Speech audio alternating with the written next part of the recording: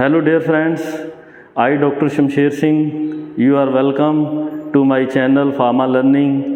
Today I am going to discuss about very important topic, that is the use of angiotensin converting enzyme inhibitors and calcium channel blockers as antihypertensive drugs.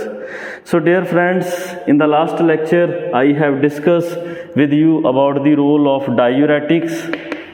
So today I am going to discuss about the ACE, which is called as angiotensin converting enzymes. So what is the role of ACE? I will discuss with you that these are the first choice drug for the hypertension during the previous time. So in the year of 2004-5 around, at that time angiotensin converting enzyme inhibitors were preferable drug to be choice for the treatment of the hypertension. Now why they were choose at that time? Because they were given in combination with diuretic and beta blocker to extend their efficacies. Why? Because angiotensin converting enzyme inhibitors act on the kidney. They can little bit act on the heart or on some other organ of the body. But you can say your diuretic again act on the kidney, and your beta blockers they act on the heart. So it means whenever we combine the ACE inhibitor with the diuretic and along with the beta blocker, our effect will be more on kidney as well as on the heart. So what is the role of ACE inhibitor? Basically ACE inhibitors, they are responsible for breakdown of bradykinin. सो ये क्या करते हैं, आपकी body में bradykinin का breakdown करते हैं. सो bradykinin and second होता है tachykinin. So these are the kinins protein. Brady mean relaxation and tachy means constrictions. So whenever they will cause, there is a increase in the production of nitric oxide. So जो आपका nitric oxide रहता है, that is responsible for the vasodilations. क्यों? क्योंकि जो आपका nitric oxide है, it directly cause blood vessels relaxation by inhibiting CAMP dependent phosphorylation of smooth muscles. तो जो आपके ब्लड वेसल्स में यहाँ स्मूथ मसल्स होते हैं, उनको कंट्रैक्शन को जो है नाइट्रिक ऑक्साइड आपका इनहिबिट कर देता है, जिससे आपका क्या रहता है, ब्लड वेसल्स डायलेशन होता है. Now the second part of this ACE inhibitor, that they are useful because they decrease the aldosterone secretions. Why? Because aldosterone, which is a one of the hormone. So aldosterone मैंने कल भी आपके साथ discuss किया था कि spironolactone is a aldosterone inhibitor which is a diuretic. तो जो आपका एल्डोस्टीरोन रहता है which in the kidney increase the level of mRNA depending upon the mineralocorticoid receptor. By acting on this receptor, increase mRNA followed by increase level of ATP by mitochondria. So whenever the level of ATP will increase, it will responsible for the insertion of the porin channel. तो जो आपके kidney की tubule है वहाँ पे ये क्या करता है, पोरिन चैनल को इंसर्ट करता है, जिससे क्या होता है, वाटर इज रीअब्जॉर्ब. आपकी बॉडी में वाटर रीअब्जॉर्प्शन बढ़ जाता है और ब्लड वॉल्यूम बढ़ता है. Now what is the benefit? I will discuss here that angiotensinogen which is a inactive protein in your body synthesized by the liver, when it come into your blood under some stressful and pathological condition, जब भी आपकी body में कुछ pathological state आता है तो angiotensinogen is converted into angiotensin 1 in the presence of renin, and angiotensin 1 is converted into angiotensin 2 in the presence of ACE. Today about I am talking here about the ACE, angiotensin converting enzymes.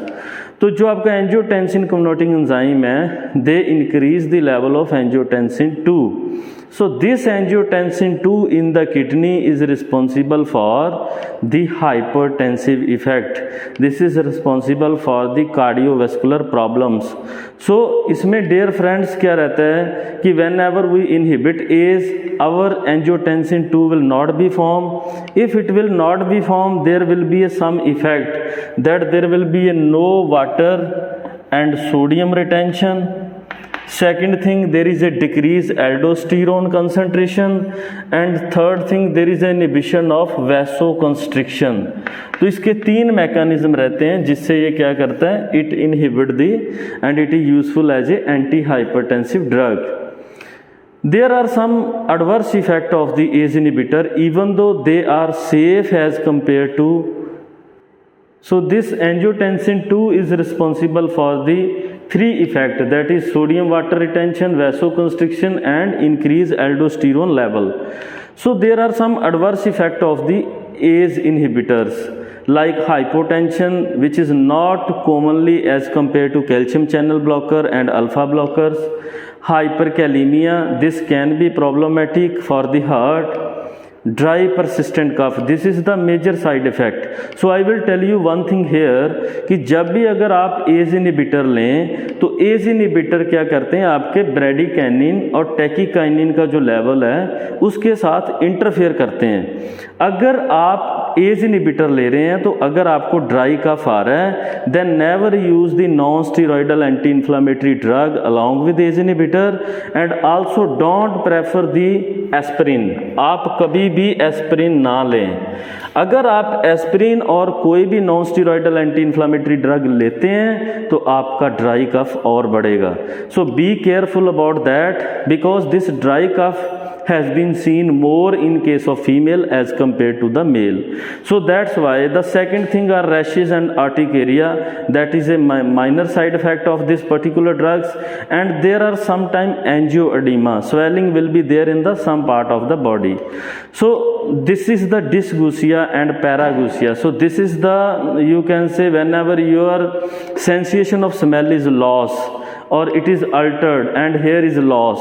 तो जब भी आपको कोई smell नहीं आ रहा, जैसे Covid में आप लोगों ने देखा होगा कि जब भी आप कोई फ्रेगनेंस लेते थे तो वो जज नहीं हो रहा था. So that problem dysgeusia and parageusia is there. Then fetopathy. So अगर आप प्रेग्नेंट वुमेन को ACE इनहिबिटर रिकमेंड नहीं किए जाते because these are the D class drug, category D drugs. But अगर आप in the first or in the third trimester if you use ACE inhibitor then they are responsible for the phytopathy. उसमें ये क्या करते हैं, उसके urinary track को effect करते हैं एंड GFR को चेंज कर देते हैं, ग्लोमेरुलर फिल्ट्रेशन रेट को they change. So minute could be there headache, dizziness, nausea like और proteinuria could be there which are rare type of the ADR with the ACE inhibitor. So I will tell you one thing here more about the ACE inhibitor, that why they are more useful. इसको लोग क्यों ज़्यादा prefer करते रहे, आज भी करते हैं, because they never cause postural hypotension. अगर आप अल्फा ब्लॉकर लेते हैं, जहां आप कोई भी डायूरेटिक स्वेयर लेते हैं तो डियर फ्रेंड्स आपको इमीडिएट लो BP होने से आप गिर जाते हो, जिसको हम कहते हैं पोस्चरल हाइपोटेंशन. तो दूसरा इलेक्ट्रोलाइट डिस्टर्बेंस नहीं करते जैसे कि आपके डायूरेटिक करते हैं. सेफ हैं अस्थमैटिक डायबिटिक पेशेंट में. अब मैं आपको बताऊं कि why calcium channel blocker are not preferred for the cardiovascular problem and in the diabetic patient, but ACE को हम प्रेफर करते हैं बिकॉज जो आपका ACE इनहिबिटर है it reduce the hypertrophy of your heart. And second thing, जो आपके ACE inhibitor हैं they increase the glomerular filtration rate. जो आपकी किडनी में GFR है, जो एक नॉर्मल पर्सन का 120 to 125 ml पर मिनट होता है, दे increase the glomerular filtration rate. तो जब आपका रेट बढ़ेगा तो आपको किडनी का जो पेशेंट है, डायबिटिक पेशेंट है, उसमें आपको ACE इनहिबिटर मोर बेनिफिशियल हैं. क्यों? क्योंकि ये आपका वॉल्यूम जो है GFR बढ़ा रहे हैं. That mean they are excreting more of volume out from your body. तो इसलिए diabetic and cardiac associated AKD, acute kidney failure में, these are the safe drugs. So no rebound hypertension, अगर कोई पर्सन मिस भी कर देता है tablet लेना, जहाँ वो भूल जाता है, तो ऐसा नहीं कि they reversely increase the blood pressure on the next day. No hyperuricemia and no other change in the plasma lipid profile. So these are the benefit. They are useful in which I have already tell you that they are useful in hypertension. Why? Because in case of hypertension, the ACE inhibitor were the preferable drug because they reduce blood volume, they reduce the size of your cell, hypertrophy in the heart, and they on the other side inhibit the vasoconstriction. So they are useful in the congestive heart failure. अब इसमें the benefit of ACE inhibitor in the CHF is that जब भी आप CHF ACE inhibitor लेते हैं in the CSF, so congestive heart failure में, तो they provide you dual, you can say, benefits. Why? Because they, suppose this is your heart which is a 4 chamber. Now this is the blood which is coming here, which is responsible for your preload, that means previous load, and then there will be a blood move out which is called as afterload. सो ये क्या करते हैं, आपका pre load को भी कम करते हैं और आपके आफ्टर लोड को भी कम करते हैं। ये क्यों करते हैं? Because they cause afferent blood vessels dilation and efferent also, दोनों को ही डायलेट करते हैं। बट जो आपके कैल्शियम चैनल ब्लॉकर हैं, they cause contraction of this afferent blood vessels, but they cause relaxation of efferent blood vessels. तो ये आप जरूर याद रखें कि अगर कोई भी पेशेंट डायबिटिक है, अगर पेशेंट कार्डियक प्रॉब्लम से सफ़र कर रहा है, और उसको आप एज इनहिबिटर जरूर रिकमेंड करें, because other drugs are not too safe. So that's why these drugs are more safe here. In case of myocardial infarction, क्यों? क्योंकि आपका जो मायोकार्डियल इन्फाक्शन है, वहाँ पे जो रिकवरी है, it is fast with the ACE inhibitors. Diabetic nephropathy, if the patient is suffering from nephropathy, nephropathy mean damage to the nephron of the kidney, तो मैंने आपको पहले बताया कि they increase the GFR, that's why they are the safe drug for this, as well as non-diabetic nephropathy. So these ACE inhibitors are more useful. Next is the angiotensin receptor blocker. तो dear friends, जब 2004-05 में ACE inhibitor first choice थे, उसके बाद first choice कौन बना? angiotensin receptor blockers. So in this angiotensin, losartan, candesartan, they do not increase the bradykinin level. ये कभी भी बढ़ाते नहीं हैं. Now these are the first line for the treatment of hypertension, specifically for the patient with diabetic heart and kidney disease. So that means they are beneficial. How? Because they are angiotensin receptor blocker. तो आपकी body में जब angiotensin 2 formation हो रहा था, it was acting on the receptor which are called as angiotensin receptor. तो इसका benefit क्या है? अगर हम इसको इनहिबिट करते हैं तो angiotensin can be formed by so many mechanism, किसी भी मैकेनिज्म से बन सकता है, कैलिस्कैरिन सिस्टम और सम अदर। तो अगर हम रिसेप्टर को ब्लॉक करते हैं तो we will get more benefit as antihypertensive drugs. So direct renin inhibitors like aliskiren. So aliskiren is more effective as angiotensin receptor blocker and ACE inhibitor as well as thiazide, but it should not be combined in routine with ACE inhibitor. Now the problem is it can be responsible for dry cough, angioedema, diarrhea like that, but aliskiren is contraindicated in the pregnant woman during the 3rd trimester because it causes renal function, renal impairment of the fetal. So that's why death of the fetus can be there. तो उस time पे death हो सकता है. No this is very important to understand calcium channel blocker. अब dear friends, मैं आपको एक बात बता दूं कि आपकी बॉडी में कैल्शियम चैनल जो होते हैं, they are of T type, they are of L type.